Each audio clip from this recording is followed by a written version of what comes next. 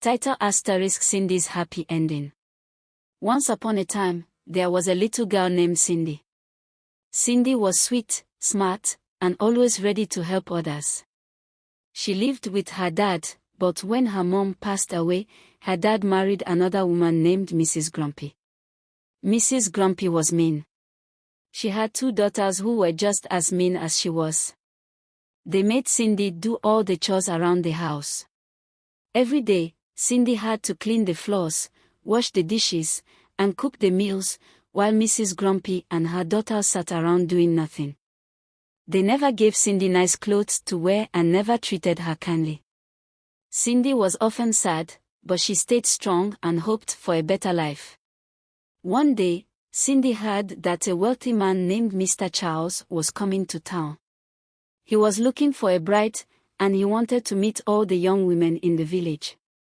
Mrs. Grumpy and her daughters were very excited and spent hours getting dressed up. But they told Cindy she was not allowed to go. "You're too dirty to meet Mr. Charles," Mrs. Grumpy said. "Stay here and clean the house." Cindy was sad, but she didn't argue. She watched as her stepmother and stepsisters left for the grand event. She wished she could go, too, but she didn't even have a nice dress to wear. Just as Cindy was about to cry, a kind old woman appeared in her room. The old woman was Cindy's fairy godmother. With a wave of her magic wand, she turned Cindy's old clothes into a beautiful dress and her worn-out shoes into shiny new ones. "Now you can go to the event," said the fairy godmother with a smile. "But remember, the magic will end at midnight." Cindy was overjoyed and thanked the fairy godmother before hurrying off to meet Mr. Charles. When Cindy arrived, everyone was amazed by how beautiful she looked, including Mr. Charles.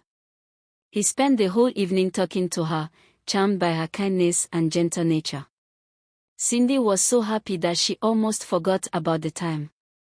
But when the clock struck midnight, she remembered the fairy godmother's warning and quickly ran home, leaving behind one of her new shoes. The next day, Mr. Charles searched the entire village for the girl who had lost her shoe. He wanted to marry her. When he came to Cindy's house, Mrs. Grumpy tried to make her daughters fit into the shoe, but it was too small for them. Then Cindy tried it on, and it fit perfectly. Mr. Charles smiled brightly and asked Cindy to marry him. Cindy was so happy and said yes. They got married in a beautiful ceremony, and Cindy moved into a big, lovely house with Mr. Charles. She never had to do all the hard chores again, and she was treated with love and care. Cindy's days of being mistreated were over. She lived happily ever after with Mr. Charles, surrounded by happiness and love. And as for Mrs. Grumpy and her daughters, they had to learn the hard way that being mean never pays off.